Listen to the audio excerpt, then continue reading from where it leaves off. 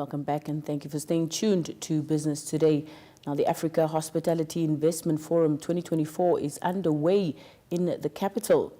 The forum, aimed at connecting Africa to the rest of the world and stimulating economic growth within the continent, is being attended by both local and international industry players.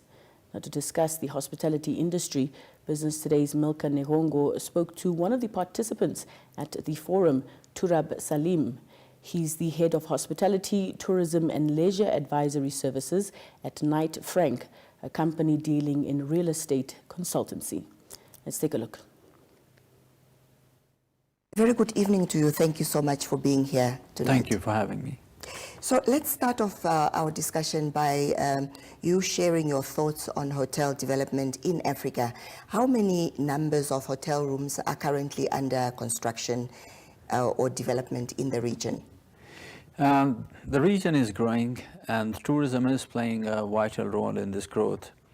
There are right now 92,000 keys under construction, under development and planning stage, which is one of the heaviest room inventory ever gone in development at any given point.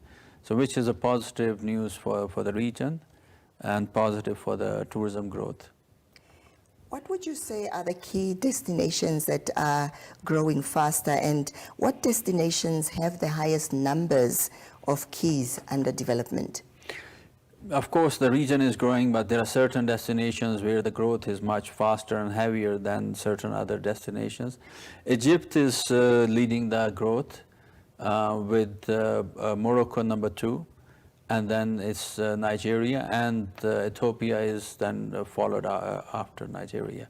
Mm-hmm. And in Egypt is Cairo, with the heaviest inventory under development is in Cairo. Right. Yeah. Which global brands are now leading the growth of existing and upcoming hotel keys in Africa, would you say? The good news, Africa is attracting all the key global brands, which is very healthy for the region.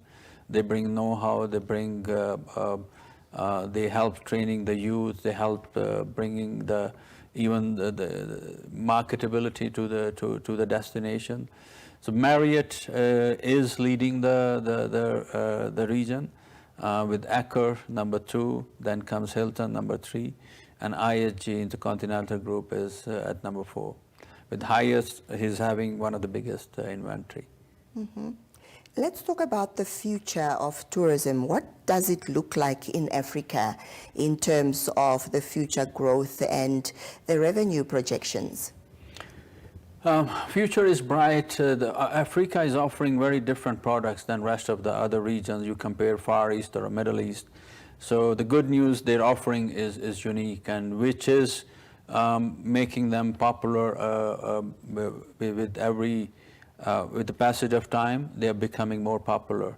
So the main the GDP contribution, it is reaching, projection is 2032, the GDP contribution will exceed 700 billion USD. If the present growth continues and if there is stability in the region, then this growth will be phenomenal. Mm-hmm. Now, we are talking about tourism in Africa. Now, what would you say are the unique aspects of African tourism that sets it apart from the rest of the world? I think no doubt nature. What a beautiful nature and natural resources they have it. The wildlife, the safaris, the beachfront, which is untouched. The waterfront, and it's a long coastal line which is not utilized yet. So I think nature is their core asset, and which is unique to them. I mean, you don't find these offerings in anywhere else. So it is Africa that can offer such unique wildlife and nature offerings, which can set them apart from rest of the world. Neither Europe has that. For sure, Middle East, we can't have that. We don't have a weather to offer what Africa is offering, and nor for even Far East. So they have a unique offering, which, if developed in a right manner, with a stabilized region, it will do great to the region. Mm-hmm. I would also want you to share your views on tourism growth as well as the growth of international arrivals in Africa. This year, by the end of the IATA has projected around 145 million tourists. But I think there is a little bit shortage of connectivity in terms of connecting to the rest of the world. But with more awareness, the region will be well connected, which will do a dramatic increase in the overall arrivals, which is required for the tourism growth. But by the end of this year, it will reach around 145 million tourists, which is a great achievement. Right. But it has much more potential. So first you will have international big airlines that will connect Africa to the rest of the world. And then the next step is naturally will be when there is so much business, then the local airline or new airlines will grow and connect Africa to the world, which is core for towards the success of tourism. Mm-hmm.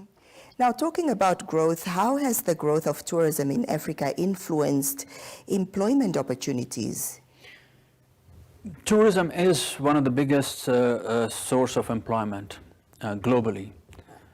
It contributes one of the healthiest percentage of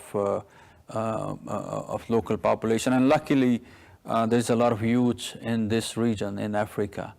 And the best way to utilize the talent, the young talent, is through tourism. Right now it's 9% contribution, but with the projections, like I gave 2032 projections, if it continues in that way, Africa will reach around 14 to 15% of the employment will come out of the tourism and tourism related affiliations, which is a huge contribution. Yeah. Lastly, perhaps just on the conference that you are attending, what are the key aspects that you are discussing, and what is the way forward after the conference? I think it's a success, great success for Namibia to bring this conference to this country. You have 400 delegates with some of the big global brands in terms of consulting in terms of hotel brands, in terms of investor. So it's the best way to create an awareness and bring the sharp minds and brains. If the potential is there for tourism, it's unlimited potential. And if you have these sharp minds who can come and put together a foundation which can take these countries toward a success, and in parallel they can train the young talent who can then take over from this global sharp minds and brains and take the tourism and these countries towards next level. So that's the best way to invite the foreign entities. They can bring the knowledge, know-how, investments. The global brand gives you marketability. They will promote you globally. It's the quickest way to market the destination. So it's a very smart decision bringing these global sharp brains and brands to Namibia to make sure that they see the potential and they do justice with the country and the region. Well, let me thank you so much, sir, for gracing our studio this evening, and we certainly hope that you have had time to see all the beautiful scenery that Namibia has to offer in terms of tourism. Thank you very much. I'm sure we will make sure that we do enjoy that nature. Thank you. Well, that was Turab Salim, the head of Hospitality, Tourism and Leisure Advisory Services at Knight Frank, a company dealing in real estate consultancy. Now, he is one of the participants at the Africa Hospitality Investment Forum 2024 that is underway in the capital, attended by both local and international industry players.